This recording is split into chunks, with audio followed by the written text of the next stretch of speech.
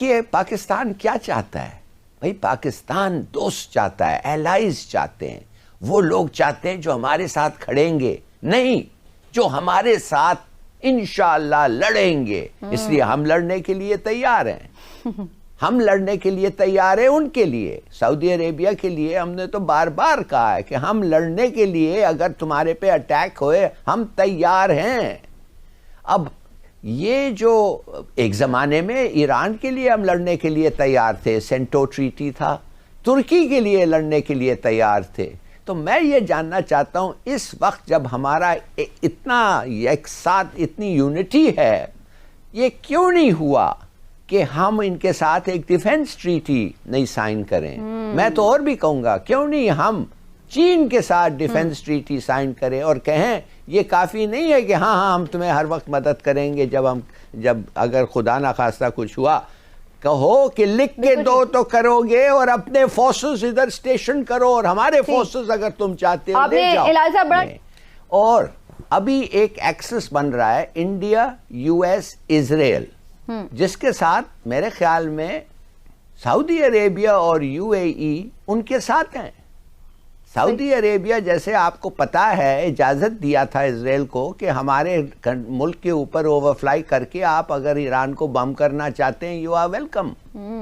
دوسرے طرف ایک اور گروپنگ بن رہا ہے، پاکستان، چائنا، ایران، قطر، اور رشیا کسی کے ساتھ نہیں آئے گا. رشیا ہندوستان کے خلاف نہیں جائے گا. رشیا کی ٹریڈیشنل ریلیشن شپ ہندوستان کے ساتھ ایسی ہے کہ جتنا بھی وہ کریں، اور اب S-400 ان کو ویپنز بیچ رہے ہیں، پیسے بنا رہے ہیں، ٹریڈ ہو رہا ہے، سوال ہی نہیں پیدا ہوتا ہے کہ رشیا ہندوستان کے خلاف جائیں. تو رشیا کو آپ بھول جائیں، وہ نیوٹرل ہوگا، کبھی ادھر کبھی ادھر. ٹھیک. انڈونیشیا کو ہمیں کوشش کرنا چاہیے، مگر یہ گروپنگ بن گئی ہے. آئی ایم سوری ٹو سے OIC از سپلٹ، اور یہ ہم دیکھ رہے ہیں، ہم ہر چیز میں ہر وقت یہ دیکھ رہے ہیں. کیوں نہیں کشمیر کے بارے میں OIC کی میٹنگ ہو رہی ہے؟ اس لیے کہ ڈزنٹ سوٹ سعودی عربیہ. ان کے پاس انہوں نے $75 بلین جا کے انویسٹ کیا ہے ہندوستان میں. وہ نہیں چاہتے کہ وہ کیپٹل گوز ویسٹ. انہوں نے مودی کو بلایا اس وقت جب اس نے کشمیر کے ساتھ کیا نہیں زیادتی کی تھی، اور ٹاپ ایوارڈ دیا اپنا. اس کا مقصد تھا، اس کا مقصد یہ تھا ہندوستان جو بھی تم کرو کشمیر میں، جو بھی تم کرو مسلمانوں کے ساتھ، مودی تم ہمارے دوست ہو اور ہمارے پیسے لے کے انویسٹ کر کے ہمیں ریٹرن دو ٹھیک طریقے سے. بالکل صحیح. تو کافی ذرا دکھا دوں کہ خاص اس وقت پہ جی میں وہی آپ کو دکھانے لگی ہلالی صاحب کہ مولانا صاحب نے میڈیا کے بارے میں بھی کچھ بات کی تھی کہ میڈیا میں جو ہے وہ جھوٹ بولا جا رہا ہے، اور کیا ان کے الفاظ ایگزیکٹلی میں وہی سنوا دیتی ہوں اور پھر ہم دیکھتے ہیں انہوں نے معافی کیسے مانگی. ایک بہت بڑے چینل میں ہاتھ جوڑ کے اینکر بیٹھے ہیں، معافی مانگ کے بات کر رہا ہوں. ایک بہت بڑے چینل کے مالک نے مجھ سے کہا کوئی نصیحت کرے. میں نے کہا چینل سے جھوٹ ختم کر دو. کہا پھر چینل ختم ہو سکتا ہے، جھوٹ نہیں ختم ہو سکتا. تو جہاں جس کو یہ صرف پاکستان کی بات نہیں، پوری دنیا کا میڈیا جھوٹا ہے اور سب سے زیادہ جھوٹ بولا جاتا ہے. اس طرح سے انہوں نے بات کی تھی، لیکن بعد میں کافی زیادہ سوشل میڈیا پر تنقید بھی ہوئی، اور اس کے بعد کچھ جو چینل کے اینکرز تھے انہوں نے بھی اس پہ تنقید کی، اور انہیں پھر فون پہ بھی لیا، ان سے پوچھا بھی کہ آپ نے کیوں ایسی بات کی. ہلالی صاحب، کیا میڈیا پہ جھوٹ نہیں بولا جاتا؟ کیا میڈیا جھوٹا نہیں ہے؟ اگر مولانا صاحب نے ایسے کہا تو اس میں کچھ غلط کہا انہوں نے؟ آپ کی رائے. تو یہ مولانا کو اب آپ نے اس سے پہلے اتنی تعریف کی ہے، اچھا آدمی ہے، صحیح آدمی ہے، سچ بولتا ہے، تو جب اس نے سچ بولا تو معافی کیوں مانگ رہا ہے؟ معافی کیوں مانگ رہا ہے؟ کیا اس نے جھوٹ بولا ہے؟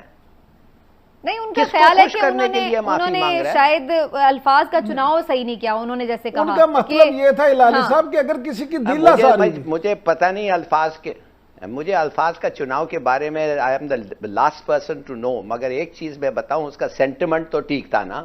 جھوٹ کہتے ہیں نا بھائی. ہم لوگ کے سامنے چینلز پہ کیا کہتے ہیں، ریولیشنز آئے ہیں کہ اتنے پلاٹس، اتنے ٹکٹس، ادھر اس کو فائنانس کیا، اس کو فائنانس کیا، آئے ہیں نا. آپ نے دیکھا ہے کہ نہیں؟ ایک دفعہ لگاتار چلتا رہا، کتنے پلاٹس، کتنے پیسے، کسے سب ہے کہ نہیں. تو پھر اگر وہ ہے ان لوگوں نے جس کے نام لے کے اکاؤنٹ نمبر دے کے اناؤنس کیا گیا، انہوں نے تو ڈینائی نہیں کیا. اسی طرح میڈیا میں بھی کرپٹ بھی ہوں گے، جھوٹے بھی ہیں، سب کچھ ہے، لیکن یہ نہیں ہے کہ آپ ایک ہی لاٹھی سے سب کو آنکھ دیں. انہوں نے ایک جنرلائز بات کر دی تھی اور میں سمجھتا ہوں یہ ان کا بڑا پن ہے. انہوں نے فوراً اس پہ معذرت بھی کر لی. انہوں نے کہا میرے پاس کوئی دلیل نہیں ہے. یہ صرف بعض لوگ ایسے ہوتے ہیں جو جان بوجھ کے کسی بڑے آدمی کے تنقید کر کے نا خود لائم لائٹ پہ آنا چاہتے ہیں. میں نہیں سمجھتا. لیکن ہلالی صاحب سینئر اینکرز کو زیادہ برا کس بات پہ لگا جو ہے آپ کہہ لیجیے. نہیں، مگر ہمارا عوام جو ہے یہ بھی تو بڑے جھوٹ کہتے ہیں. یہ جھوٹ نہیں کہتے. ان کے خلاف کوئی بولے، ان کے پارٹی کے یہ جو جس سے وہ تعلق رکھتے ہیں اس کے خلاف بولے تو کہتے ہیں یہ آدمی لفافہ ہے، ہی از اے لفافہ مین. یہ سب جھوٹے ہیں. صحیح. یہ عوام خاص طور پہ جھوٹے ہیں.